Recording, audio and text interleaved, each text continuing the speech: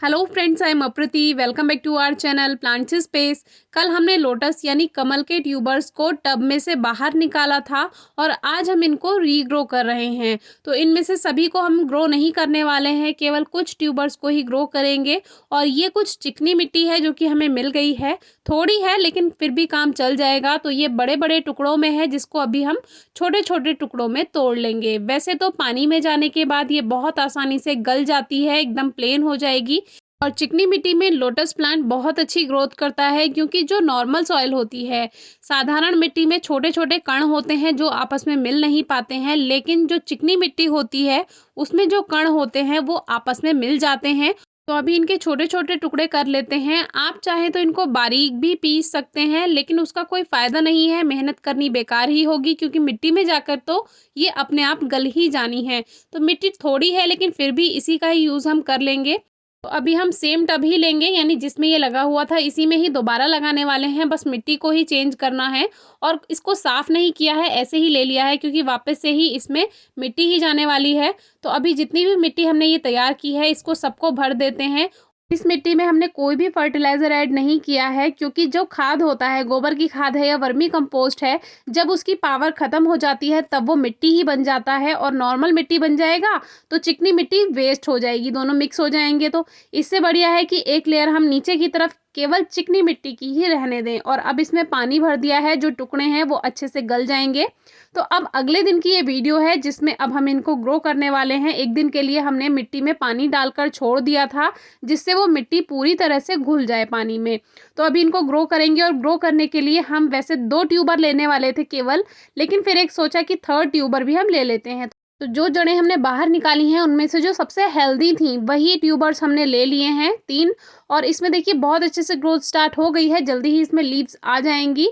जब भी आप लोटस ग्रो करते हैं तो कभी भी बहुत सारे ट्यूबर्स एक साथ ग्रो ना करें, 1 या 2 ही ट्यूबर पॉन्ड में डालें या टब में डालें, क्योंकि वही इतनी ग्रोथ कर लेगा कि वही फैलकर काफ़ी ज़्यादा हो जाएगा। लेकिन हेल्दी होना चाहिए, गला हुआ नहीं होना चाहिए।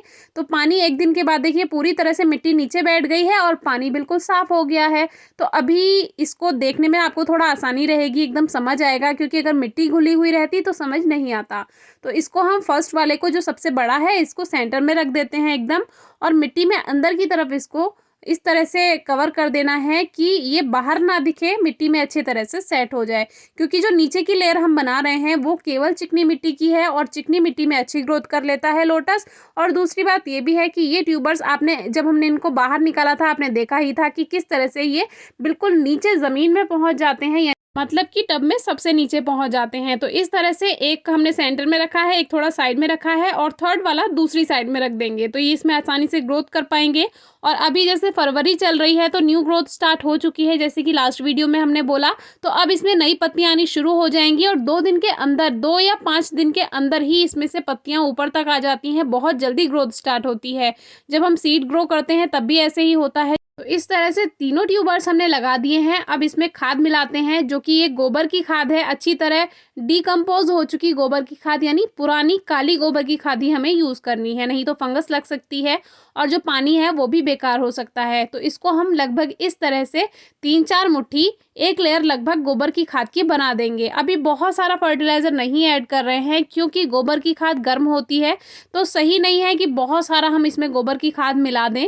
केवल एक लेयर ही बनाएंगे, इसके लिए हमने ये लगभग 3-4 मुट्ठी गोबर की खाद इस तरह से पूरी फैला दी है। अब ये वो मिट्टी है जो हमने पॉट से बाहर निकाली थी, यानी टब में जो पहले 1 साल की मिट्टी थी, ये वो है। इसमें खाद भी मिलाया हुआ है जो कि पहले ही साल का है। तो अब हम इसको वेस्ट नहीं करेंगे और बाद में इसको भी ऊपर से इसमें ऐड कर देंगे, लेकिन अभी नहीं करेंगे। अभी पहले मिट्टी को सेट हो जाने देंगे। जब ये पूरी लेयर सेट हो जाएगी, इसमें से लीव्स आने लगेंगी, तब धीरे धीरे करके जो पुरानी मिट्टी हमने निकाली थी एक लेयर, उसकी भी बना देंगे। और वैसे ज़रूरी नहीं है ऐसा करना, आप केवल चिकनी मिट्टी में ग्रो करें अगर आपके पास ज़्यादा मिट्टी है। हमारे पास मिट्टी कम है, इसीलिए हमने ऐसा किया है। और लोटस का प्लांट ऐसी जगह ग्रो करना है जहाँ पर पूरे दिन की धूप मिलती हो, तो प्लांट अच्छी ग्रोथ करता है। तो इनमें सबसे हेल्दी ट्यूबर था, सबसे बड़ा ट्यूबर था, वही बेकार हो गया, या तो ये निकालते हुए डैमेज हो गया या ये पहले से ही टूटा हुआ था। तो इसको हमने ग्रो नहीं किया, जबकि सबसे हेल्दी यही था। और जो बाकी के ट्यूबर्स हैं वो थोड़े बारीक-बारीक हैं, तो इनको भी ग्रो किया जा सकता है, ये भी हेल्दी हो जाते हैं कुछ ही दिनों में। लेकिन हमने सोचा सबसे हेल्दी वाले ही ग्रो करते हैं। इन कमल के पौधे की देखभाल और बाकी की रिलेटेड वीडियोज़ आपको डिस्क्रिप्शन बॉक्स में मिल जाएँगी, ज़रूर चेक कीजिए। कोई क्वेरी हो तो पूछिएगा। Thank you.